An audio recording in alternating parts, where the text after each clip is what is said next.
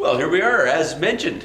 My good friend, the Wild Yam, Jen, thanks for coming in Yeah, you're and having welcome. a chat with us. You know, take a look at Jen's YouTube channel as well, the Wild Yam. It's awesome, lots of bushcrafty things and cabin life and wild edible foods and stuff. And that's what we're going to work our way into and how we can do that in our yards and things. But lots of stuff happening with the channel. Absolutely. I mean, now it's been a long winter, so I'm really itching to get back, do some more work on the cabin. Yep. Our cabin is, mainly built as a small 10 by 24 cabin here in the woods around this area, and basically we're working on building a new shower house and things like that. So it's quite little. Looks like a little village now. You go into the shed, the shower house, the cabin. So we're gonna be doing more cabin work this summer, and also my New Year's resolution is to eat a lot more wild foods and prepare a lot more wild foods with traditional methods like lacto-fermentation.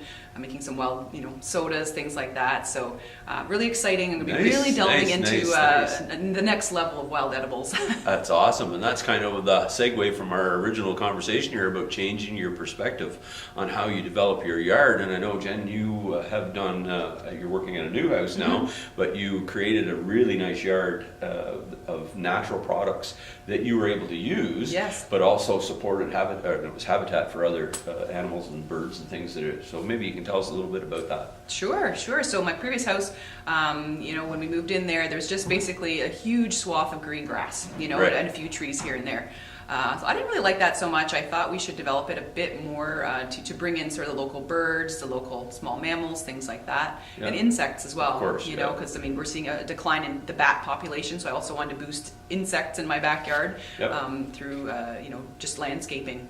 And what that meant for me was really not necessarily planting a ton of extra plants that, like Bob said earlier, that we don't know what they are or what they're for. They're kind of a foreign invader. What I did was I naturalized part of the yard. That's interesting. To see what was there to begin with. So what I did is I took, I had a veggie garden obviously, but that's not related to the sort of natural plants that were there. But behind that, I let the grass just go wild, and I let it do its thing. And it was amazing what actually came up back there was literally my grocery store. It's really cool what grew there. And it's there on its own, right? I did not plant a thing like any part of it. It was already there. And so what I grew there was things that were medicinal, that actually, some of them were invasive. So I know you talked earlier about invasive plants and sort of what to do about those. Well, my view is picking them to, sort of rid the yard of those ones, but actually eating them at the same time so that, we're nourishing ourselves, but not necessarily encouraging the spread of invasive species that can be detrimental to our natural species.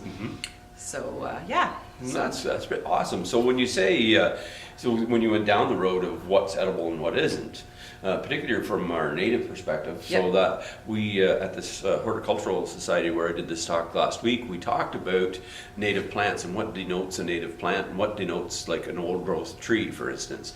And most often in my realm is pre-settlement. Was how we categorize that.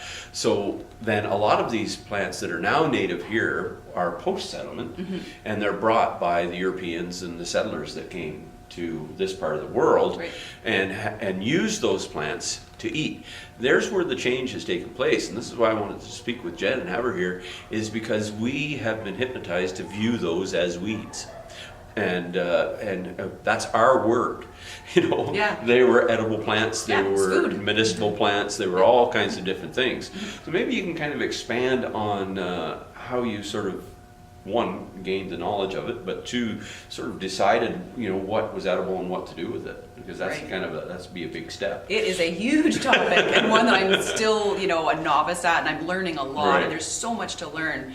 But the first step was, really, getting as many books as possible to, to sort of look up what these species are, following a lot of, people that are experts in the field, including in, wild, plant identification, as well as people that are, very seasoned in wild edible preparation. Because certainly there's a lot of things out there that could poison you, and you need to be very knowledgeable and confident before you start cooking things that grow in your garden. You don't know what they are.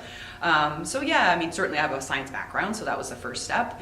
And then knowing where to go to do your research for, looking at books. So a lot of plant identification books. There's a lot of social media out there nowadays, like the Field Botanists of Ontario. They have a Facebook page, and so you can really learn a ton of everyday day of, following groups like that. New plant comes up on your feed every day, so you learn all about it. And then of course interacting with people that are experts in the field. And other like groups that go out. I mean, I do a lot of mushroom foraging, so going out with groups that do forays and things like that to really expand your knowledge of wild plants, mushrooms, edibles, sort of in your region, because it can be very region specific as well. Of course, yes. Things that would grow here and won't grow here. And that's where I've kind of mentioned about the Kentucky bluegrass grass that we use for lawns. Yeah. That it doesn't survive here very well. Right. Yeah. So, very specific location for it as well. So if you for the novice and the person that's maybe planning their yard, yep. I had talked about the native prairie mixes and what have you to be sustainable and things. What would you sort of suggest first off that people would get involved with that maybe would grow in their yard naturally? But what would you plant if you were going to put anything in, or what would you use right off? Right. Well, like for my garden, I didn't have to plant a lot. I mean, I had things coming up that were edible, like nettles. Right. Special preparation, obviously. So nettles, dandelions, everybody loves to hate them, but they're very good in salads. You can make dandelion wine, dandelion jelly. The root makes a really nice coffee substitute. I had things coming up like curled dock, plantain, right. And lots of really different wild edibles coming up. So like any kind of things like that. Obviously, you don't want to plant the invasive ones. Some invasive ones like garlic mustard, I actually plucked and would make pesto out of. And those, but we don't want garlic mustard around here, so pluck as much as you want. Yes. Prepare properly. It can make a nice salad or like a pesto. But certainly, some people may be more familiar with fruits and berries, and so I naturalized a bunch of black raspberry. Right. So you can, if you're really interested in something that you can identify positively, maybe want to consider naturalizing some of the wild strawberries, the wild raspberries in the yard, so you can make like jams and jellies and things like that. Just things that you wouldn't eat the grasses or anything, but there's some chefs, like now I do a lot of reading about the wild food preparation, and Pascal Baudard uses a lot of different things that you wouldn't consider using in wild food preparation, like some wild grasses and stuff to wrap fish, for example, and sort of smoke over the fire and things like that. So there are some things you can use in cooking that you might want to naturalize your yard with. Planting some trees that could provide food for you later, like a maple tree. That's an investment, like a 25, 30-year investment, but I had maples in the yard that I would tap as well. So, planting trees for birds, for squirrels, things like that, but also for our own food for the future. So considering planting walnuts, you can harvest black walnuts. Maple trees, very good shade, very good habitat for birds and mammals, but also food for us as well. Fascinating. So, That's awesome. Yeah. And when we're talking about sustainability, we got to look beyond ourselves, and maybe look at our children or grandchildren. Now I have grandchildren now, so what about my grandchildren's children? Yeah, it's an investment in the future. Exactly. So when you're planning your yard, you may not live there, but you are creating something for the future. Exactly. Yeah, Exactly. Cool. Very awesome. If you're looking for books, for example, if you're just a beginner in all this, I've got some suggestions here. This one right here is by Karen Monger, Adventures in Wild Foraging. I just got this one actually for Christmas, and what it's good about this book is that it helps you identify some native and invasive plant species, and she provides a lot of recipes actually for the edible the plants listed in this book. So this is a really good one to check out. Gotta love these idiot guide to foraging. It is really, really good. There's excellent photos in here. Just bring that up closer for you guys. Excellent photos in here, recipes, and really starts with the basics of your identification and things. If you're looking at putting something in your garden that you want to forage for later, really good book to get started with that. And maybe Bob can talk about places to get seeds and things like that. Absolutely, yeah. For these types of things.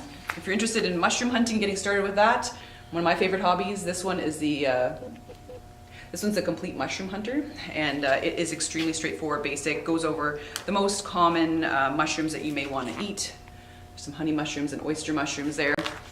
So check it out, The Complete Mushroom Hunter. That's another great book if you're just sort of starting out with things like this. And these are wild mushrooms. Yep, wild mushrooms. Yep. Native to here, and they people would often not know what was what, and it's something that when we talk about the 100-mile diet and all those things that are taking place, you can backyard diet. Exactly. It's amazing when you start learning these things, and taking this kind of lifestyle into your way of thinking. It's like, it's your grocery store. You go into the forest, you go into your backyard, you start seeing your food everywhere, everywhere, even in the city. There's crab apples on trees, there's walnuts that you can harvest within the city, things like that. So just because we live in the city as well doesn't mean that it's not like our grocery store is in our backyard. It really is. That's awesome. That's fantastic. And that goes a long ways toward the word changing your perception of what's in your yard, eliminating the monoculture, getting rid of the grass, start creating some things that are help us to sustain ourselves, but also sustain the animals and plants and birds and things that are around us, and helps us survive, because they're, as we're, I talked about earlier, this is panic situation here in terms of our species. It's not, they're not talking about if, they're talking when we'll be extinct. So we got to change our ways. Yeah, and I mean, one thing I noticed when naturalizing my backyard was a huge increase in population of birds. Like, I had phoebes coming in, flycatchers coming in, because the insects generated, in the, in that little patch of naturalized area. Also I saw an increase in the bat population in my yard, which is what I wanted, because bats get rid of your mosquitoes. Don't forget about that. Absolutely. And bat populations are in the decline, so we got to, increase the biodiversity in our yards to help all of us, because we're all connected, and it's really important to realize that moving forward. Fantastic. Check out the Wild Yam on YouTube, Facebook, Instagram. Yep. And she has great information, great knowledge on how we can interact and live with nature. Thanks for coming in. You're welcome. Thanks so much for having me, Bob. Have a great day. You too, guys. Bye.